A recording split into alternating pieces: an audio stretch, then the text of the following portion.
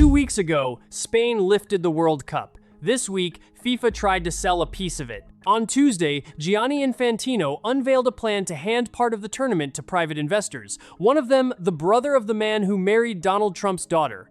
By Thursday, every football nation in Europe had voted to walk away, all 55 of them. If Infantino does not back down, there may be no Spain, no France, no England at the next World Cup. And he is not backing down. So how does the one organization built to protect the World Cup end up trying to sell it? That question is hanging over the entire sport tonight, and the answer starts with a document FIFA released on Tuesday. Here is what it lays out. FIFA wants to build a brand new company, and it is calling that company FIFA Forward Enterprise. This company would take control of the entire money side of the game. The broadcasting rights, worth billions, the sponsorship deals, the ticketing, the licensing. Everything that turns a football match into a cash machine, bundled together with the job of actually running the tournaments themselves. Once all of that value sits inside one company, FIFA wants to sell a piece of it to outside investors, roughly a fifth, about 20%. For that fifth, private money would pay as much as $4.2 billion. That price tag values the whole company at around $20 billion. FIFA is quick to say it keeps the majority share, so on paper it still controls the rules, the competitions, the match calendar, but a share is a share. The moment somebody else owns part of the machine that runs the World Cup, they are going to expect a voice in how that machine is run. That is what investors do. They do not hand over billions to sit quietly in the corner. One detail slipped past most people in the first wave of headlines. This is not a short-term loan or a one-off cash injection. According to the reporting, the arrangement would run for 12 years. 12 years of private investors sitting inside the business of the World Cup, expecting a return every single year. And FIFA has not left the guest list open. It has already chosen who it wants in the room. The firm being lined up to lead those investors was founded by a man named Joshua Kushner. If that surname rings a bell, it should. Joshua Kushner is the younger brother of Jared Kushner, and Jared Kushner is married to Donald Trump's daughter. So the person FIFA wants holding a stake in the World Cup is family, through marriage to the sitting president of the United States. FIFA is also reported to be working with one of the largest banks in America to build the structure behind the deal. Sit with that for a moment. This is not a rough sketch on the back of a napkin. It is a finished financial package, designed, backed, and ready to sign, dropped on the sport barely 2 weeks after the trophy was handed out. If you are wondering how the body that is supposed to guard the game ends up offering part of it to a president's-in-laws, you are asking the same question as almost everyone else in football right now. In fairness, a source close to Kushner's firm has pushed back and pushed back hard. They told reporters that the assumption Trump himself was involved in this deal is simply not accurate. Nobody has produced a document with the president's name on it, and that is worth keeping in view. But the pattern around Infantino has been forming in plain sight for months. FIFA launched a peace prize wrapped around a Trump moment. A phone call from the president came right before an American forward's red card quietly vanished ahead of a major match.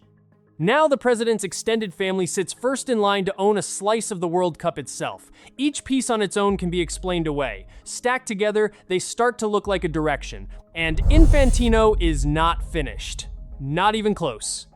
This was never really about one company announced on one Tuesday. It is about a pattern that ran through the whole tournament, and that pattern is still running. All summer, fans were told the World Cup was still the people's game, right up until the moment the price of watching it pushed them out the door. Tickets climbed to numbers ordinary supporters simply could not reach. Seats for the final showed up on resale sites listed for as much as $230,000, a price that could buy a house in some parts of the world. Then came the new water breaks, dropped into the middle of every half, and to a lot of people at home, they looked less like a rest for the players and more like a fresh gap for advertisers to fill. Every one of those choices carried the same quiet message. There is money buried in this game, and FIFA intends to dig out every last piece of it. Seen that way, selling a fifth of the World Cup fits perfectly with how FIFA has been operating. It is that same approach reaching the very top of the mountain.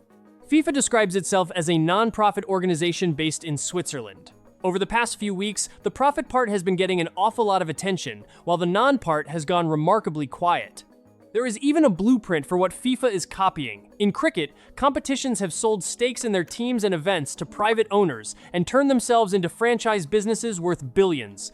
One of them just crossed $20 billion in value this very week. That is the world Infantino wants to pull football into. The problem is that football already belongs to somebody, and that somebody never agreed to be sold.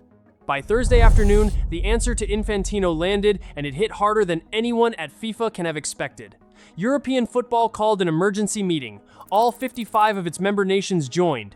Then they voted. The result was 55-0. Not a single nation broke away, not one.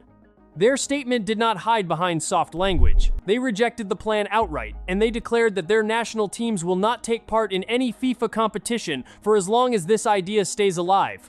Not until it is abandoned in full, and not until FIFA gives them binding assurances, in writing, that it will never again open the game's governance or its competitions to private ownership. They put it in one line that cut straight through all the financial talk. The World Cup, they said, is not for sale. The anger climbed past football entirely. Britain's new Prime Minister weighed in directly, writing that the World Cup is not a product, that it belongs to the people who fill the stands week after week, and that once you have sold a piece of it, you have sold out. Read what that vote actually does. The next Men's World Cup is set for 2030. Under this boycott, Spain, the team that just lifted the trophy, would not be there to defend it. France would not be there. England would not be there. Germany would not be there. 6 of the 10 best-ranked teams on the planet are European, and every last one of them would be missing. The damage does not stop with the men either.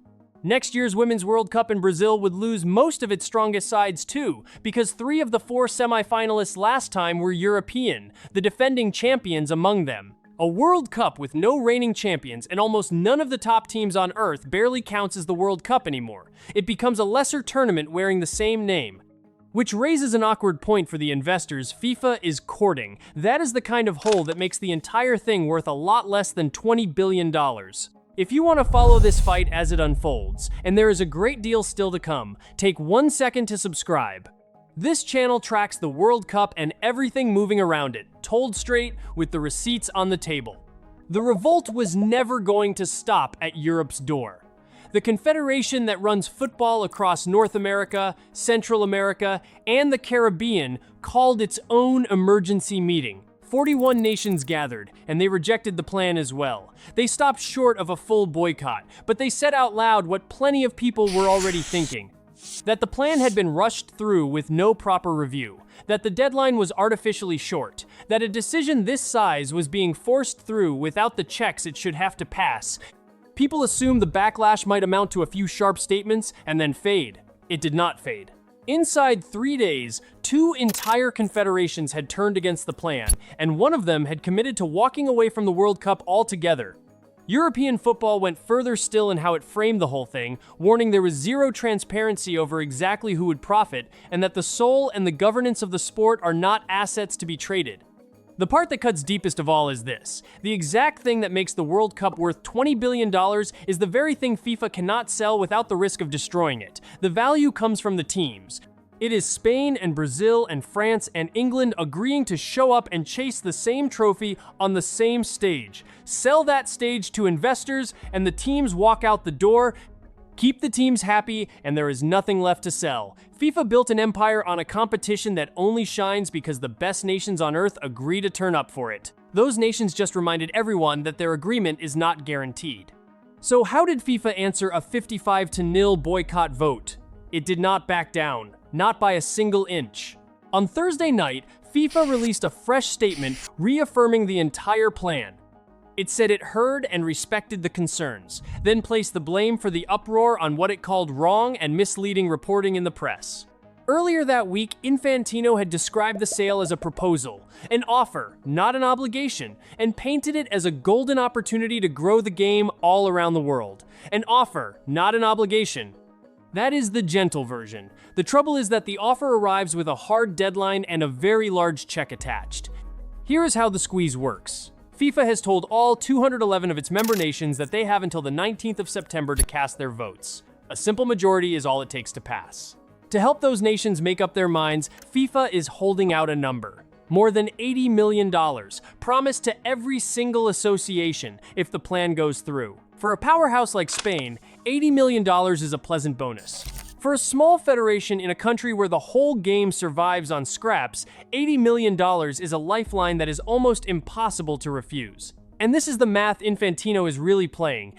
Of those 211 nations, only 55 sit inside European football. That is barely a quarter of the room. He is betting that hundreds of smaller nations, each handed a life-changing sum, will outvote the big European powers who are threatening to leave. He is trying to buy the result before Europe can block it. Except football has stood on this exact ground before, and Infantino knows precisely how it played out. A few years ago, FIFA pushed to hold the World Cup every 2 years instead of every 4. European football raised the same threat it is raising now, a boycott, and FIFA quietly walked the idea back. The threat worked then. Europe is gambling that it works again. The one thing that has changed is the man at the top. Last time, Infantino folded. This time, he is calling the bluff.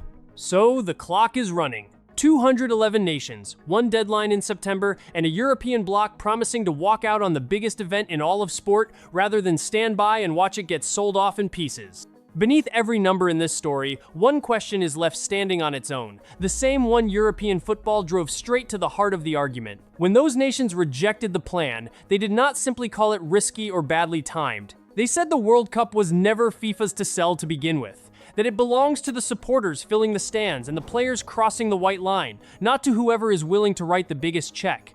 That is the real battle here. It is not 20% against 80, it is a fight over who owns the game itself. On the 19th of September, 211 nations are going to have to give their answer. Whatever they decide, something has already shifted for good.